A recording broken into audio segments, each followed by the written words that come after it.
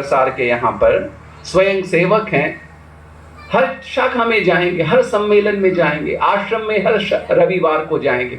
इसके बाद भी ये प्यास बनी हुई है और ये प्यास ही सब कुछ है। भक्ति का मतलब क्या है? प्यास। भक्ति का मतलब है ये जो अमृत तत्व है, इसके लिए हमारी प्यास बुझनी नहीं चाहिए। ये बुझना नहीं है।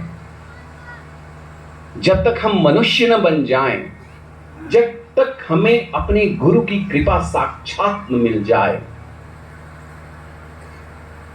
यह सम्मेलन तब तक करने की आवश्यकता है जब तक हमारे तालाब की एक एक मछली साफ नहीं हो जाती।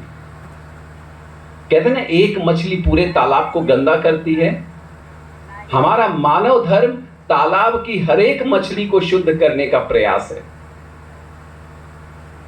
ये सत्संग, ये सम्मेलन और ये प्रसार लगातार चलाते रहने की जरूरत है। जिस दिन रुक गए उस दिन सब कुछ गंदा होना, धुंधला होना शुरू हो जाता है। तो हमारे श्री महाराज जी ने आपके नागेश्वर प्रधान जी से ये दो बातें कही। पहला कि ये सम्मेलन बार बार होना चाहिए, और दूसरा हमें रुकना नहीं है, थकना नहीं है। रस का आनंद मिलना शुरू हो जाएगा।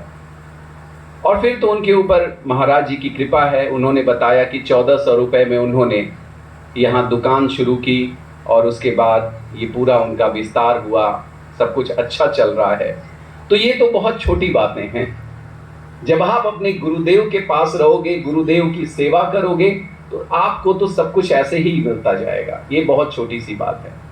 मुख्य बात है कि आप अपने गुरुदेव के आज्ञा को कितना शिरोधार्य करके चल रहे हो, यही मुख्य बात है।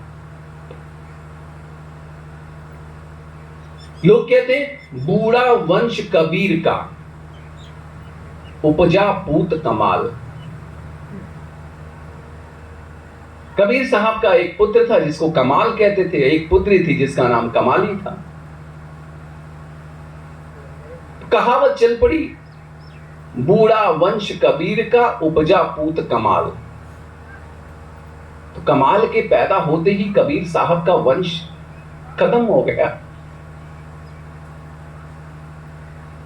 लोगों ने कहा कि हम जब काशी नरेश के पास लोग बैठे हुए थे और काशी नरेश के पास बात हो रही थी कि कबीर साहब तो बहुत बड़े साधु हैं, सद्गुरु हैं। संत रामानंद का शिष्य बनने के बाद तो उनके जीवन में परिवर्तन हो गया। कबीर साहब खुद सद्गुरु हो गए।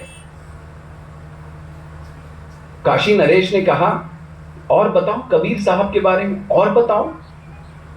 जब कोई भगवान के बारे में बताए, साधु के बारे में बताए, तो और पूछना चाहिए, और क्या जान सकते हैं, वो प्यास हमारी। तो उन्होंने कहा कि जब हम कबीर साहब के सामने ले जाते हैं कुछ पैसा दान देने के लिए, तो कबीर साहब कहते नहीं नहीं, हटाओ इसको यहां से, हटाओ, पैसा नहीं चाहिए। और जब हम उस पैसे को लेकर वहां से निकलते हैं तो कमाल कहता है कि तुम्हारी भक्ति कैसी है। तुम आए थे कुछ दमड़ी देने, दान देने, और मेरे पिताजी ने मना कर दिया तो तुम उसको भर के ले जा रहे हो वापस। कैसा दान है ये? छोड़ दिए रहते वहीं पर। कबीर साहब के पास ये बात पहुंची। कबीर साहब ने कमाल को बुलाया।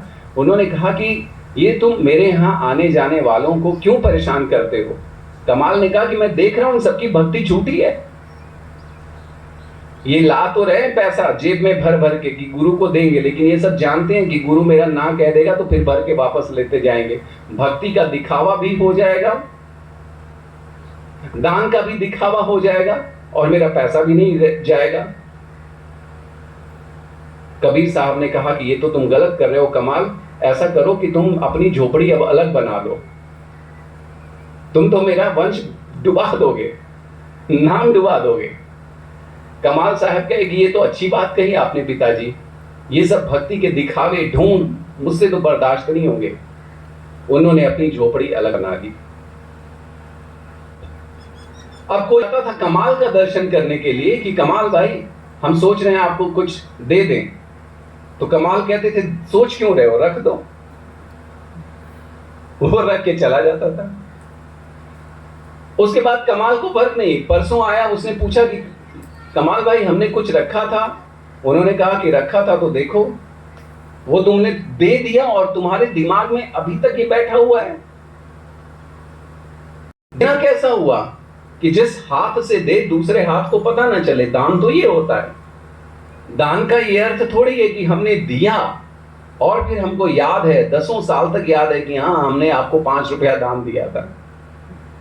तो कमाल ने कहा कि तुम अपने दिमाग को साफ करो, मेरे पास आए हो एक बार, बता दिया